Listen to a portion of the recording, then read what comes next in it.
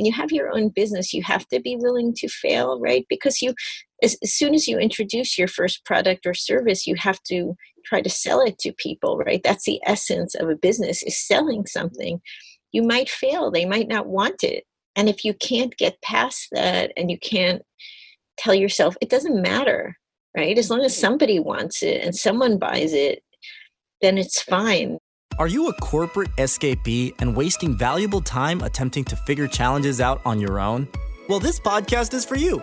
We bring you firsthand experiences of guests going through many of the struggles you face each and every day.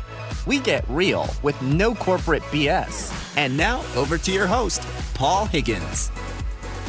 Hello and welcome to Corporate Escapees. Our guest today is someone who had an amazing career in journalism. She's appeared in Fortune, Money, CBNC, Forbes, the list goes on and on. She's also a great ghostwriter, but she left all of that to support her 4 children. And now she's just launched a brilliant book called The $1 Million One-Person Business. What I'll do now is hand you over to Elaine Pofeldt. Welcome, Elaine Pofeldt, to the Corporate Escapees podcast, brought to you by Build, Live, Give. So we're going to get to know lots about you, Elaine, but first, welcome. Thank you so much, Paul. It's great to be here. Well, why don't we start off with something that your family or friends would know about you that we wouldn't? One thing people usually don't expect is that I'm very passionate about doing Taekwondo. I do it with 2 of my daughters. I've been doing so for about 7 years now, and you'll often find me at my local YMCA practicing on weeknights. Great. And what belt have you got to? We're black belts. We've worked our way up gradually, and I never thought we would ever be able to do that, but we finally did, and it's been fun. Excellent. And do you always train with your daughters?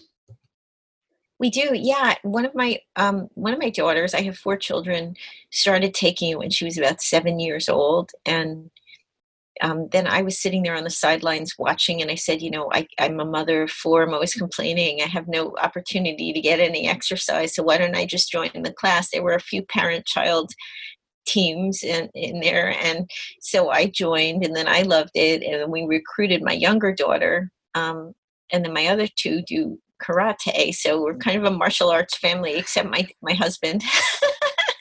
So. Excellent. You can all take care of him.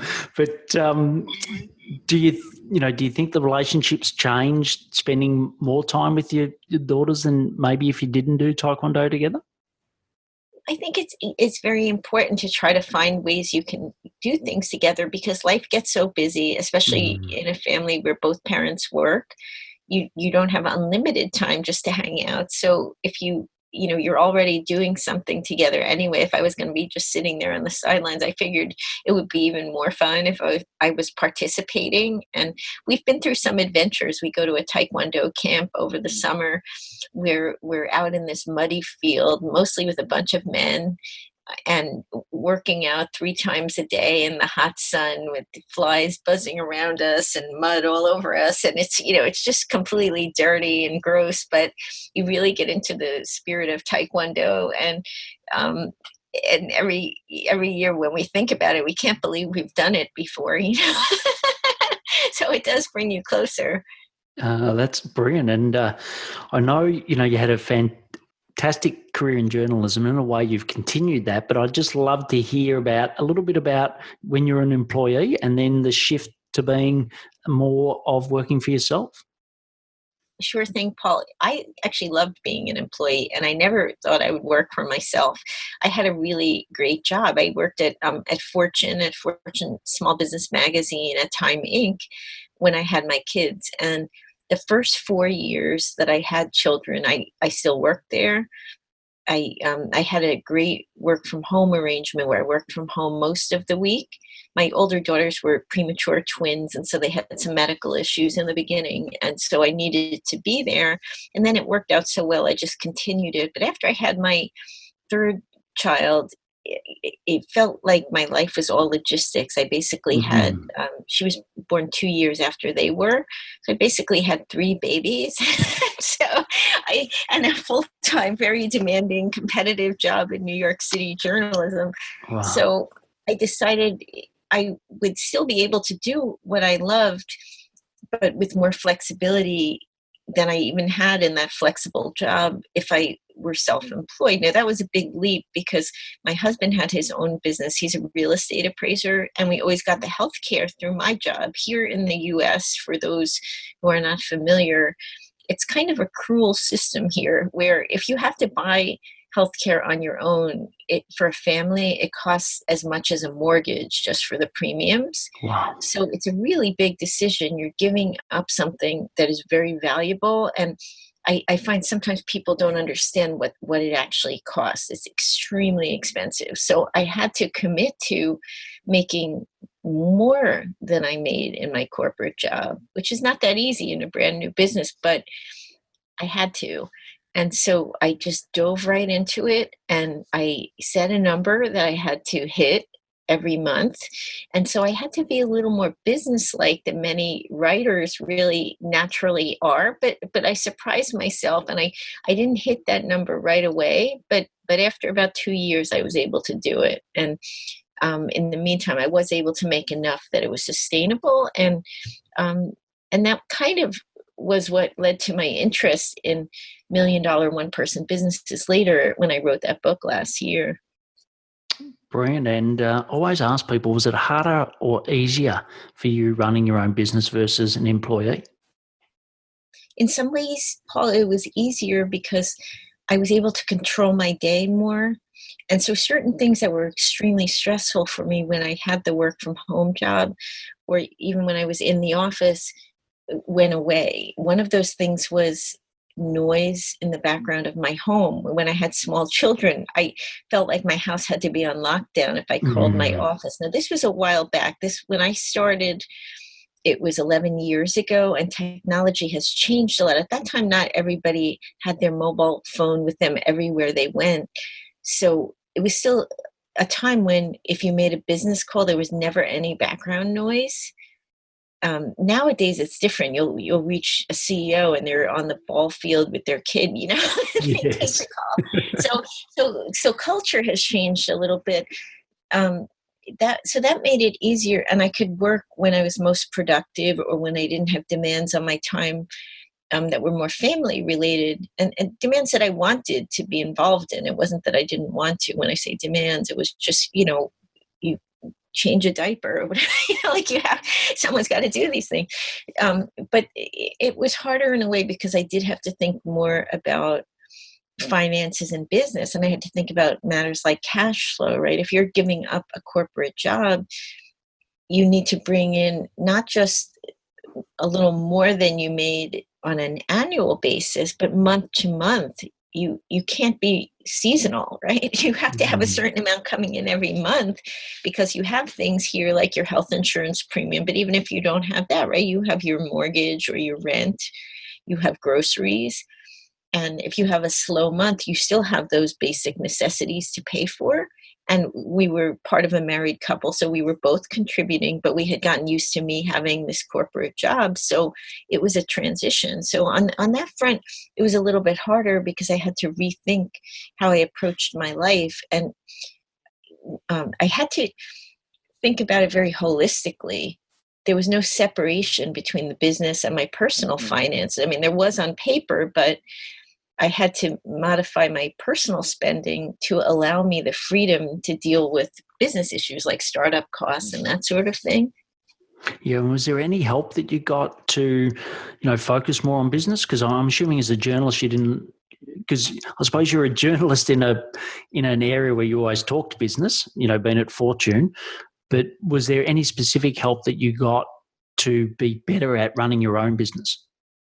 Other freelancers were the best source of help. I remember the first day I started freelancing, I called some of the freelance writers I used to hire and I said, I'm starting my freelance business. Do you have any advice? And one of the writers that used to write for me a lot said, I just got this assignment for Good Housekeeping magazine and I'm too busy to do it. Do you want me to introduce you to the editor? And I said, yeah, that would be awesome. And so that wound up being my first assignment. And so that was quite exciting because it's a big national magazine and it wasn't what I was expecting on the first day. And as I went along, I found that other people that on paper would be my competitors really were not. They were the best possible resources. Yes. And people that I had contact with in my corporate life who I never thought of turning to ended up being tremendously helpful. I'll never forget the husband of one of my freelance writers knew someone in a division of Time Inc. that I didn't know. It was a custom content division, and arranged for me to come in for an informational interview about the project help they needed. And so while I was there meeting with this editor, he said, "Oh, there's someone here who would like to meet you, Wendy." And for some reason, the name didn't connect in my head. And I was thinking, who could Wendy be? And then out pops this woman who had sold an ad on a newsletter that I sent out every week. Now, this newsletter, it did have a lot of subscribers, but it felt like no one in the company knew I sent it out. It was one of those projects that, like, if you discontinued it, someone would notice, but Yes. if you continued it, no one did. Every once in a while, she was still closing the ad. It went out on a Thursday, and she said, "Could you hold the newsletter till Friday because we have an advertiser, but they're not quite closed?" I'd say, "Yeah," because no one would really notice when I sent it out. It didn't harm anyone if it went out on Friday. So she had remembered this, and she had a really great project for me that wound up being quite substantial in terms of revenue, and it went on for the whole year, and it was really rewarding. It was a great project. And I thought, wow, that one connection, which I just did as a sort of routine type of thing you would do for someone else in a work environment, led to this friendship that then led to me getting this great project. And it was really a confidence booster at that point because I had not been in business for very long. And that was a nice thing. It just felt like a lot of people that I had contact with wound up being so generous and so supportive. And I'll never forget it. I really so appreciate them. Great. And it sort of, I suppose, reminds me of what you reap. You sow what you reap. So it sounds like, you're always so kind to others and doing the right thing that when it came to getting a favour from them, they did it naturally, which was brilliant. So we'll move on to the next section, which is the build section. So when someone says, "Elaine, what do you do for a living?" How do you answer that? Well, nowadays I say I'm a business writer because when I started the business, I would just say I'm a business journalist. But in this country, I don't know what the climate is like in journalism in general around the world, but the whole media industry is in shambles now. Mm. And so it's become a field where I don't want to say it's a hobby, but a lot of the income from it has left. I still do it as a labor of love, but I do other types of work now. I do ghostwriting of books. I do content marketing. I do other types of things to allow me the liberty to continue doing journalism for what it pays today. But the common thread is I write about entrepreneurship and careers, and I'm still writing about what I love. It's just taking different forms. Great. And I know you've written a fantastic book, The $1 Million One Person Business. What did you learn through doing the research and interviewing people? What's the key things that or the key messages you've got on the book that you can share with us today? Well, this book came from census data that I came across, U.S. Census Bureau data that showed me that there was a growing number of businesses with no employees. In the U.S., they're called non-employer businesses by the government that were getting to 1 to 2.49 million in revenue. There were even some getting above 5 million, and I'm talking about US dollars. But they were more outliers like hedge funds and that sort of thing. And plus the numbers were not that big. But there was a pretty substantial number, enough to make me notice getting to 1 million. And they were in a number of different fields. The ones that I focused on the most in the book were e-commerce, professional services, things like, being a lawyer and putting out your own shingle, or an accountant who went out on his or her own. Personal services like a nutritionist or fitness trainer, usually someone who has a system that they've scaled and trained others in. Informational marketing. So it would be things like people who do a webinar. It could be an accountant who does a webinar on some obscure aspect of tax law that everyone needs to know, and he charges $300, and 600 people come to it, and then he airs it again, and another 200 people come. So that's the idea. And then real estate is one, and then one that's really kind of mind-boggling is manufacturing. And what we have here, and I think this must be true in many countries, if you make a food product, you can't really make it in your kitchen for long. Maybe if you sell it at a country fair or something, you can, but at a certain point, if you want to get it into stores, you have to use a commercial manufacturer to bottle it correctly so people don't get botulism and that sort of thing. And they use it's called a co-packer, that type of manufacturer. Yes. So you'll find there are more people doing that. And there's a couple in the book that I wrote about that her father was a beekeeper, and he was selling the bees to commercial farms, but not doing anything with the honey.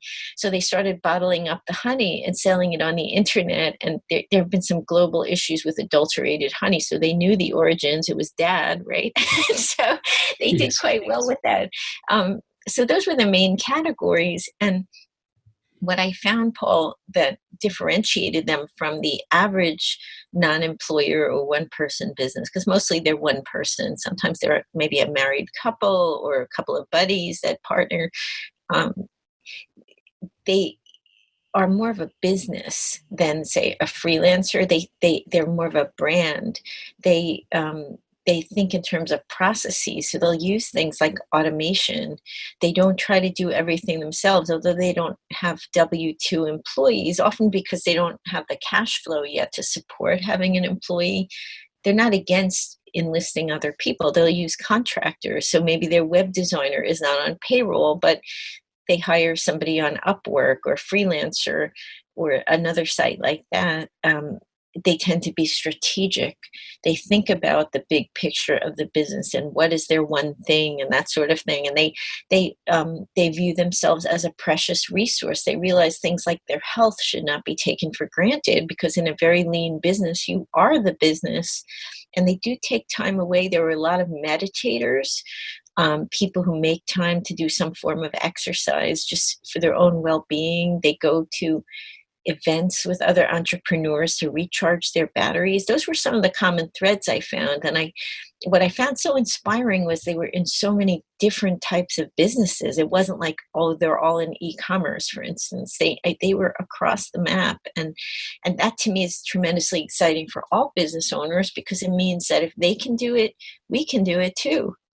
Yeah, look, and you've just beautifully summed up most of people listening right now. So I think most of our, valued listeners are in that boat. I know for myself, I've got a brilliant team that sit in the Philippines, and I've got contractors all over the world, and I work from home. Often here in Australia, we've got to have a work cover, it's called. So it's basically a safety form, and it's a safety form that says, how are you going to protect your staff in your work environment? And they keep sending it to me saying, you have to pay this, and it's $300 a year. But I'm like, it's like workers' compensation here. Yeah, but I'm like, I don't employ anybody. I work from home. And they're like, no, sorry, you still have to pay this. And I'm like, yeah, look, it's wonderful, and I strongly recommend people to get the book and listen to it. I've heard you on podcasts. That's what inspired me to get you on the show. It's a great read, and if you go into some of the things that people don't struggle most with, were there any patterns on things that people struggled with, and you think, if you can avoid those things, that'll help you get to that $1 million as an example? For the corporate escapees, one of the biggest things that they struggle with is lack of structure in their day. One couple that is not in the book, I met them after I wrote it, but I wrote about them for Forbes. Their names are Colin and Angie Raja. They're a married couple that they love to do CrossFit and boxing. And he's somewhat of a serious boxer. He's been a serious competitor in India. They live in New York now. And she discovered that a lot of the equipment for women was really ugly. And I could tell you the truth, as a martial artist, it's true. Sometimes the boxing gloves and things I don't use gloves in Taekwondo, but I also take a kickboxing class with my daughter currently. They're black and they're not very pretty or whatever. So she said, I bet women will buy more colorful gear. So they launched a business on Amazon with gear they have designed. And one of the things she said was they had both left Wall Street. She worked in marketing and he was on the tech side. The lack of structure in her day was very stressful because she used to come in on her commute, and that took a certain amount of time. And then she had her team that she managed and a corporate routine. So she learned that she had to create one for herself. She would actually map out her day and figure out how she would allocate her time. And that really helped a lot. They also put systems in place to delegate as much as they could because they realized they could get very caught up in working on more trivial things in the business that had to be done, but they didn't need to handle every single, I don't mean to say it's trivial, but things that the owner of the business shouldn't necessarily be doing, like customer service would be an example. Very important if a customer has a problem, but that's something that a well-trained person can do for you. You need to be doing the R&D and thinking about the big picture of the strategy of the business. So that's something people struggle with. Of course, cash flow. We all know this, Paul, right? No matter how well run the business is, there are always these events that you don't plan for.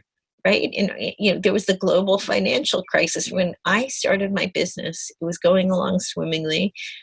And then one day, one of my friends who's a freelancer called me and said, is your check from such and such a publication taking 12 days to clear? I use big bank, I won't name it. It's just sitting there in the bank. And I said, well, now that you mention it, it hasn't cleared. Next thing I know, I'm in the bank. I get the check. And my father calls me and he says, Elaine, I'm wondering, should I take all my money out of the banks? Then my best friend calls me. She's like, Elaine, I'm thinking of taking all my money out of the bank. And so it was, and then we have this whole giant calamity, right? Yes. No one can plan for that. You can, the only way you can protect yourself is trying to save as much as possible. But life being what it is, it's hard to do that. And a lot of people don't have the savings they have to protect themselves from global financial catastrophe. So you're going to have these situations where you have to be creative and resourceful. And that's hard for people that are used to the steady paycheck life, because there was always this external force that somehow, as long as you still work there, that paycheck would keep on coming and the health insurance would keep on coming here in this country.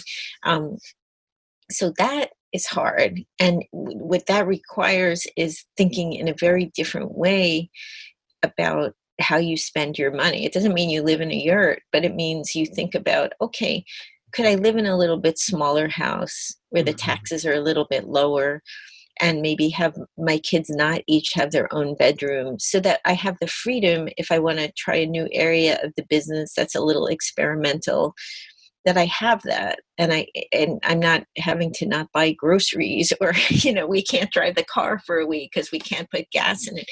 You have to really think that way, and it's alien to people that have a paycheck coming. I know it was a very big adjustment for me. We weren't living very fancy or large, but we do live outside of New York City, so housing is very expensive, and there was really no way around that. I mean, if you live anywhere in New York, New Jersey, Connecticut, this whole area is just expensive. So we made a decision with our home. We have 4 kids. We have a 2,000 square foot home. That's not huge. And a lot of our children's friends have bigger houses with fewer kids. And they say, why don't we have our own room? And I say, well, this allows me to work from home. I'm always here when you come home from school. And that's a very lucky situation. A lot of families don't have that and would like to have that. And so this gives us the flexibility to weather anything that might happen in my business. Now, for almost the whole 11 years, we were a 2 freelancer couple. So you can imagine living in one of the most pricey metro areas of the world, with 4 kids. So if you keep your overhead down, our last car, we could have afforded to replace it on paper earlier, but we didn't do that. We waited until it had to be given up to the dealership for a new car because we couldn't drive it anymore. And now, everybody's got their different things that they care about. I'm not saying you should live, like a frugalista or whatever. Not everybody wants to be that way. And we really are. We have certain things we splurge on, but you can't splurge on everything. No, and I think whenever I'm coaching people that are leaving, I always talk about, set up what the life you want to live and then design the business around it, not the other way around. And I think, for me, yes, time with my kids and traveling overseas with my kids was much more important than the car I drove. So, all my friends were driving around in expensive cars still in corporate. I was driving around in a not so great car, but to me that wasn't important. What was important was, traveling with my children. So I think you're right. There's more options when you run your own business, but I think if you're really clear on what success looks like for you, it's a brilliant vehicle to be able to achieve that. And it's not always about the money, or certainly for me, I know it definitely hasn't been about the money. And I know, if we go back just quickly to your skill as a journalist, and you've interviewed so many business people over the time, what are some of the traits the behavioural traits that you see in really successful people? Just give us a little bit of an insight into that world. Well, one thing is that they are willing to fail. Now, if you come from a corporate background, there are companies that say fail fast, fail forward, and that sort of thing, but it's not true, right? Mm-hmm. They don't want you to fail and waste the company's money. And everyone knows that deep down, right? So you really become risk averse because you don't want to lose your job. When you have your own business, you have to be willing to fail, right? Because as soon as you introduce your first product or service, you have to try to sell it to people, right? That's the essence of a business, is selling something. You might fail. They might not want it. And if you can't get past that and you can't tell yourself, it doesn't matter, right? As long as somebody wants it and someone buys it, then it's fine. This doesn't mean I'm a failed person. You'll be able to figure things out and ultimately be successful as long as you're selling something that is wanted.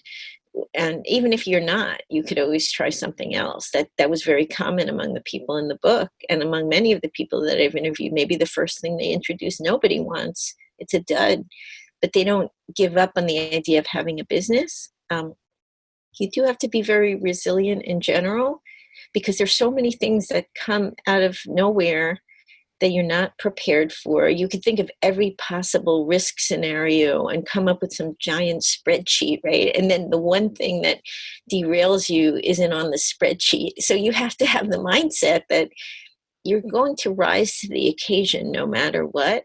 And I remember the first few days of my business, really not the first few days, the first few months, I got off to a good start. I had that first article, but then no one knew I was in business. And then there was a long dry spell before I got the next article. And I thought, maybe this isn't going to work. And every morning I had a baby, that I had to take a lot of care of because she was little. And I'd say, I can do this and I will do it. To myself, I didn't really, have a little slogan on a pet rock or anything like that. I would just say that.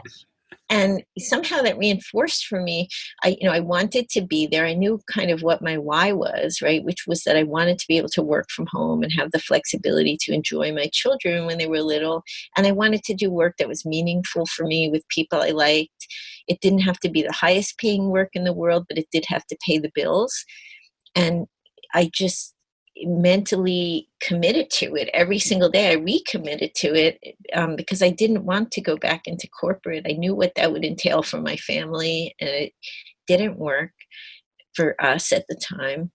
And I think that's really important. You have to sort of decide, this is so important to me that I'm going to be as resilient as it takes to make this happen. Yeah, totally agree. And just speaking of resilience, what are some of the biggest challenges you have today in running your business?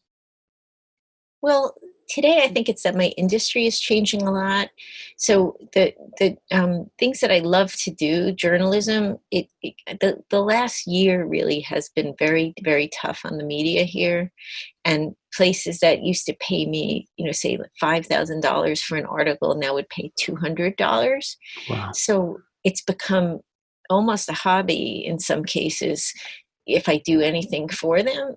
But other places are fine. They have a better business model, or they've been able to weather the changes. So it's being brutally realistic with myself about, okay, how I see myself. I still see myself as a journalist, as a serious journalist, but I had to expand my perspective and say, you know what, I'm a business writer, and if I'm going to do some content marketing, it's going to be the best content marketing I am capable of doing, similar to what I felt about journalism. Or if I'm going to do ghostwriting, I'm going to get into it and make this the best possible experience for the ghostwriting clients, so they can bring out their best ideas, with the best possible collaboration. And if you can do that, it's hard. It takes some mental and emotional work, because you have this identity as one thing, and then you have to keep on tweaking it based on reality, right? You know what I mean?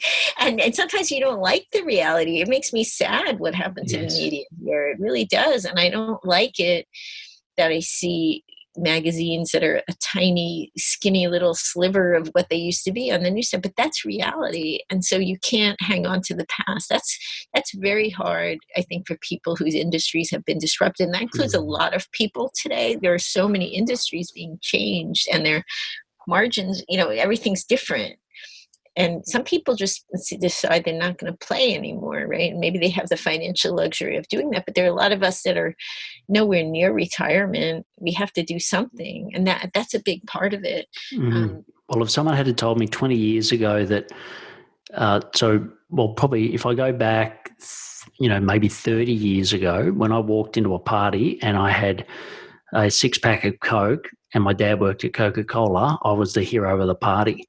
Now, if I go to a child's party and walk in with a can of Coke, I'm asked to pleasantly leave.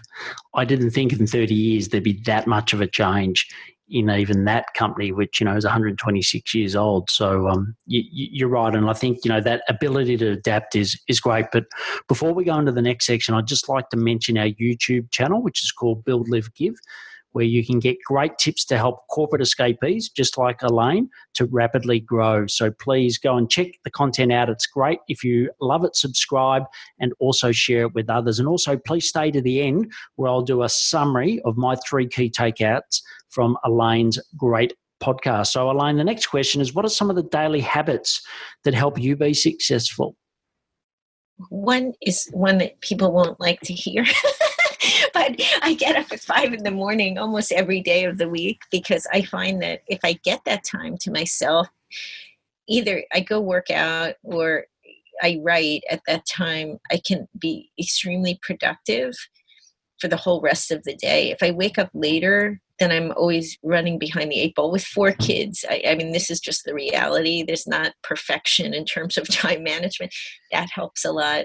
Right. And I'm sure everyone is thinking, what time does she go to bed, though? So what sort of... I don't go to bed that early. I probably it averages about 10 p.m. and then I might read until 11 or something like that. Who knows? I had one of those little watches. I forget what they're called, like the step counters or something like that. And I thought I was going to bed earlier than I was, but then it showed I fell asleep much later. So I don't know. I stopped sleeping with that thing. The other thing I do is I take a fair amount of time off during the middle of the day, even though I do have a busy day. I don't just work straight through. I learned this really through hard experience, where I was just getting so stressed out from trying to work as fast as possible while my kids were at school so I could try to be this perfect mom when they came home.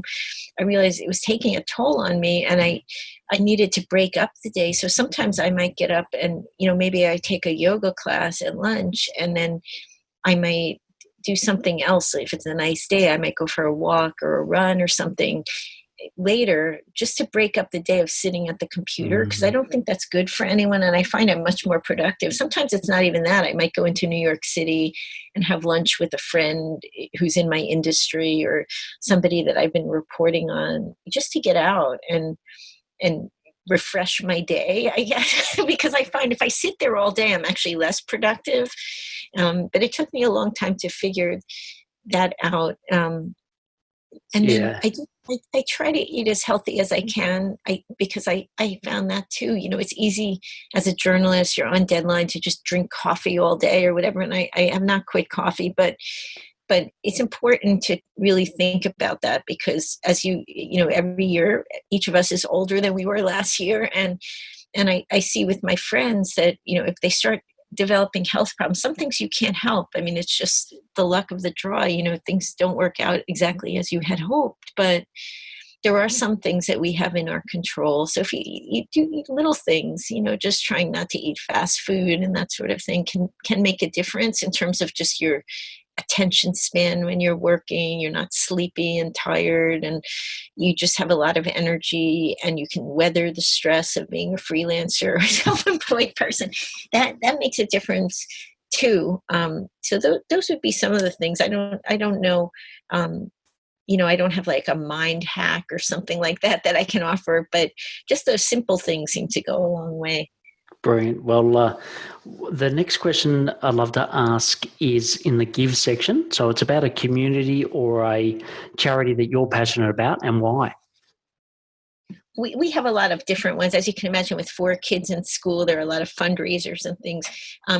We have a special spot in our hearts for our local YMCA, because that's where we take Taekwondo. We've taken so many classes there, and they're such a great hub for the community. I know when my son was in preschool, sometimes the roads were icy, and I would just work there on my laptop in the coffee room. And they have this wonderful group for seniors who, a lot of them are single, and they'd get together and they'd really look out for each other. And if somebody didn't show up, make sure that they were okay. And I thought it's so awesome that they have this, because otherwise people would be isolated, and it really brings people together. So we really love supporting the YMCA. Brilliant. Well, the last section is the action section. And I'd love just to get some rapid fire responses to these questions. So the first one is, what are your top 3 productivity tips? Well, one is to stay focused. Every day I try to decide what's the one most important thing to get done that day and work on that first. I learned that from other people, and it really does help me a lot. The other thing is to do a reality check on the type of work you're taking on. Sometimes you think it's going to be great, and then you just find yourself unhappy. And even though on paper it should be good, maybe it's really high paying, prestigious client, etc., it's just not working for you. And I've learned to listen to that instead of forcing myself to keep doing it. And then the third one is it's really, really important to have friends who are entrepreneurs and freelancers, if you are one. And I make time to go see them, even if it means I'm not going to get any work done that day. I try to do this once a week to get out and circulate, because otherwise you can be isolated, especially if you live in a community like I do, where there are a lot of corporate people that might not get it exactly. What are you doing? They might think you're unemployed. If you're self-employed, it just gives you reinforcement that yes, there are other people that think like this and enjoy it and get it. And so those are my 3. Brilliant. And what are some favorite apps or technology that you use to run your business? Well, one that I love is called Schedule Once. It's similar to Calendly. It's used for scheduling appointments. I schedule a lot of phone calls, and the back and forth. I know this thing saves me at least 4 hours a week on an average week, sometimes more. I like Everlance. This tracks my mileage on my phone. My accountant likes me to track this, and I was never writing it down. And then it was a big hassle. So that is one that I really like. Some of the Google apps, just Google Docs and things like that are really handy when you're out on the road. Like today I was in New York earlier, and I needed to access a Google Doc from my phone, and it was great to be able to get it. I use the wireless hotspot. there are things like that you can use on your phone without having to lug a computer with you that are very nice. Great. And podcasts, are there any podcasts that you listen to regularly? I love the Tim Ferriss podcast. I'm a huge fan of his, and I would say that's the one I listen to most regularly. And then I sort of jump around among a lot of different entrepreneurship podcasts. So I just look at where my friends are speaking and that sort of thing, and I like to tune in. I just listen to the Scaling Up Services podcast, which might interest people. Bruce Eckfeldt is the host, and he had hosted Paul Jarvis, who wrote another book in this niche called Company of One, and it's about how do you make the decision about whether to scale the number of people in the company and scale your revenue if you really like the size that it is. And it was a great dialogue because Bruce is a coach and he works with a lot of service businesses, which are notoriously hard to scale. And I found myself, I meant to listen for 5 minutes, and then somehow an hour or 40 minutes or whatever it was passed by, and I was really enjoying it. So that's a good one to listen to. Brilliant. Excellent. And my last question is, what impact do you want to make on the world? Well, that's a big question. Well, I hope to be kind to the people around me. We all touch a lot of different people through our work, in our community, just going about our lives. And I feel like we're living in a time that's very harsh in a lot of ways. Maybe it's always been harsh in the world, but that's what I hope for. And, I hope to make people aware of their ability to live freely and on their own terms through my book. I think a lot of people don't know how to get there, and I'm hoping that by telling the stories of people who are a little bit more successful than average, but not at the level of Elon Musk yet, I'll make that clear, the many ways that you can get to that place, because there isn't any one way. There's no cookie cutter way to do any of this, but I'll give them some options. Brilliant. And we'll definitely put all of the learnings from the show into the show notes.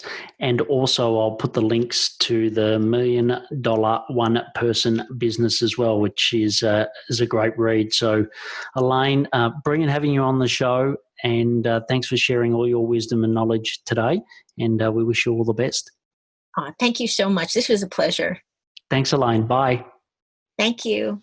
I really enjoyed that interview with Elaine. She just gave so much value. So what were my 3 key takeouts? So the first is build relationships to get referrals. Leverage back on those relationships to get your first customers. It's so critical. The second is take a reality check on the right type of work. Don't be working for the wrong people. If you want to do that, go back to corporate. And the third thing is learn from your peers. Surround yourself in a community with like-minded people that understand you and support you. So you can get all of these learnings and also all the show notes at buildlivegive.com/podcast. And if you're a corporate escapee and would love to share your inspiring story, email support@buildlivegive.com, and please take action. Thank you for listening to the Corporate Escapees podcast, brought to you by Build, Live, Give. If you would like to join a community of like-minded peers, please visit www.buildlivegive.com. Until next time, thanks for listening and be brave.